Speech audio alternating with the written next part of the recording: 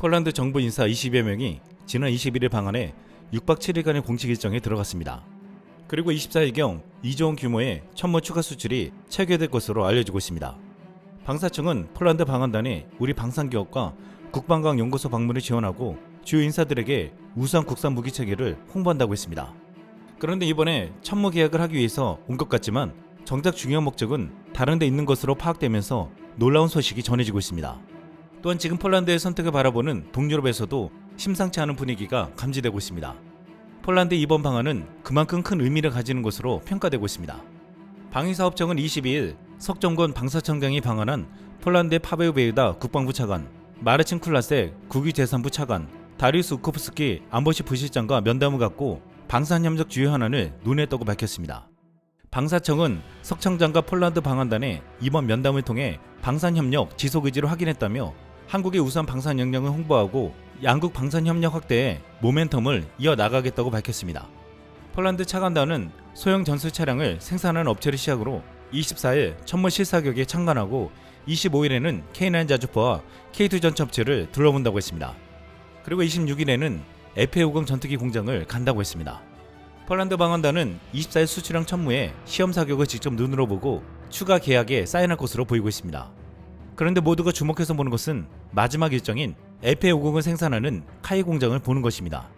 폴란드 차관단이 방한하기 직전인 20일 폴란드 매체 WP테크는 폴란드는 계획을 바꿔야 하나 F-35 비용이 예상보다 높음이라는 제목의 기사를 보도했습니다.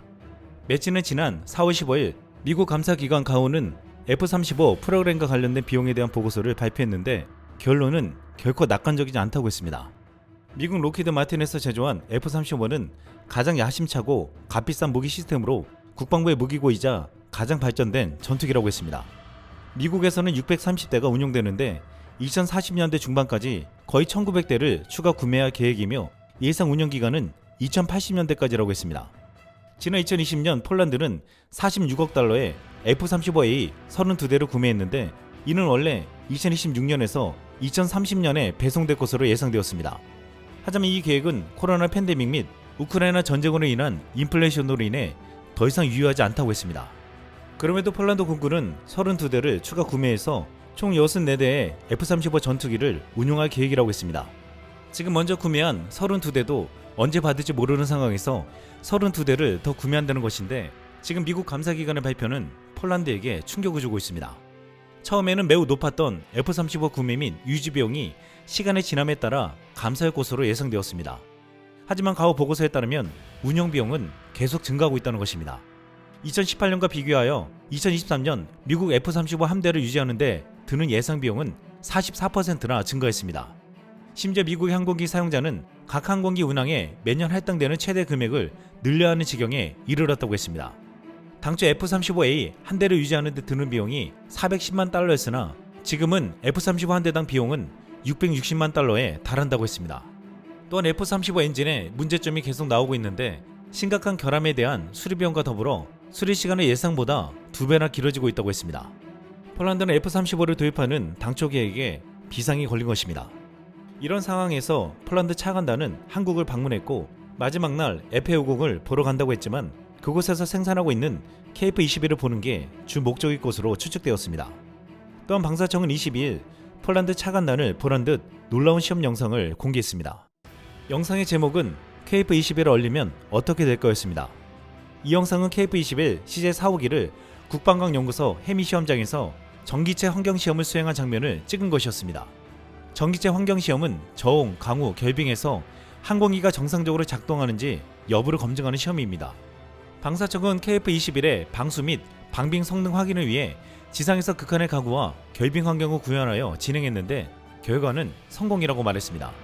이를 본 국내 네티즌들은 고드름이 숭숭 달려있어도 잘생김은 숨길 수가 없네, 멋지다 보람에, 대한민국 만세. 역시 대한민국은 노력과 지식으로 잘 살고 강한 나라로 갈 겁니다. 연구원들이 진정한 애국자. 가슴 뭉클, 눈물이 나려고 합니다. 오래전 군복무 시절에 월남전에서 쓰던 미군 소총을 수리해서 썼던 기억이 지금도 생생합니다. 박격포 포판조차 국산화 개발에 어려움을 겪었던 대한민국, 국방과학에 수고하시는 모든 연구원분들 감사합니다. 인도네시아 그리고 적성국으로의 기술 유출이 없게끔 부탁드립니다 라고 반응했습니다. 일각에서는 폴란드 차관단이 방문했을 때 이 시험을 하고 이를 영상으로 공개한 것에는 다분히 의도가 있다고 했습니다. 지금 전 세계에서 가장 추운 지역에서 작전을 펼 것으로 예상되는 국가가 폴란드로, 폴란드가 만약 러시아를 상대로 싸운다면 극한의 추위에서 전투기 성능이 가장 중요하기 때문입니다. 그래서 일각에서는 이것이 일종의 쇼케이스가 아니냐고 말하기도 했습니다. 이것은 폴란드뿐만 아니라 극한의 환경에 있는 동유럽과 북유럽도 주목해서 볼 것이라고 했습니다. 이미 주문한 32대는 어쩔 수 없지만 나머지 32대는 F-35가 아니라 KF-21을 선택해야 하는 새로운 옵션을 제공했다고 했습니다. 이미 폴란드는 KF-21에 대한 관심을 표명한 바 있고 FA-50을 도입했기에 그 어떤 나라보다도 KF-21을 도입할 가능성이 높은 것입니다. 또한 중요한 것은 지금 폴란드뿐만 아니라 한국의 KF-21은 동유럽의 다른 나라들도 지켜보고 있다는 것입니다. KF-21은 F-35보다 운용비가 최소 절반 이상 저렴하고 무엇보다 언제 받을 수 있을지 모르는 F-35와 달리 빠른 배송이 가능할 것으로 예상되고 있습니다. 그리고 성능 개량이나 유지 보수까지 한국은 큰 신뢰감을 주고 있습니다. 폴란드 차관단이 한국을 방문하자 인도네시아 매체 조나 자카르타는 방문 하루 전 20일 이를 견제하는 보도를 내놨습니다. 인도네시아가 분담금을 체납했지만 한국 당국이 KF-21 보람에 있는 국기를 제거하지 못한다는 내용이었습니다. 이 매체는 알려진 바와 같이 폴란드는 KF-21 보람의 프로젝트에 참여하기를 원하고 있는데 한국도 폴란드와 협력하여 유럽에서 마케팅할 수 있는 문이 열리기를 기대하고 있다고 했습니다. 하지만 인도네시아가 분담금이 연체되었어도 아직 공동 개발국이기에 KF-21 조종석 아래 홍백기를 떼어내는 것은 불법이라고 말했습니다. 또한 이 매체는 한국 국방부 관계자가 계약이 취소되지 않는 한 인도네시아 국기를 떼어낼 필요는 없다라고 말했다고 했습니다. 인도네시아는 여전히 한국에게 기술 이전을 요구하면서 분담금을 내지 않아 한국의 입장에서는 바로 내칠 수 있지만 그동안의 관계를 생각해서 시간을 주고 있는 것으로 보이고 있습니다.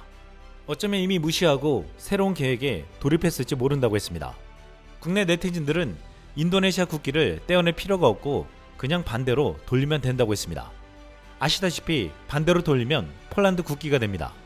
지금 카이는 이라크 방산 전시에 참가해 KF-21, FA-50, 수리온, LAH 등 주력 항공 플랫폼을 소개하고 있습니다. 중동 지역은 전통적으로 미국이나 유럽의 무기체계를 도입하는 경우가 많았으나 후속 지원과 성능 개량에 한계를 느끼며 한국산 무기체계로 점차 눈을 돌리고 있습니다. 최근 중동의 안보 정세가 불안한 가운데 중동 아프리카의 주요 국가들이 앞다투어 국방전력 강화에 나서고 있는데 노후 기종 교체 수요까지 맞물리면서 FA-50을 중심으로 KF-21, 수리온 등 다양한 카이 항공기 플랫폼에 대한 관심이 뜨겁습니다. 이런 가운데 카이는 지난 2월 차세대 공중전투체계 핵심 기술 개발에 1025억 원을 투자하기로 했습니다. 이를 통해 6세대 전장체계 핵심인 인공지능, 빅데이터, 자유무인 등 첨단 기술을 확보한다는 계획입니다. 한때 국내를 비롯해 주변국에서는 다른 방산 선진국이 5세대, 6세대 전투기를 개발하는데 왜 4.5세대 전투기를 개발하냐고 의문을 가지고 비판했습니다. 하지만 한국은 그들이 6세대를 떠들 때 4.5세대 전투기를 바로 만들어버렸고 이제 이를 개량해 5세대, 더 나아가 6세대 전투기까지 만들려는 계획을 보여주고 있습니다. 이 계획은 지금 놀라운 속도로 이뤄나가고 있습니다. 이상 쓸멍이었습니다.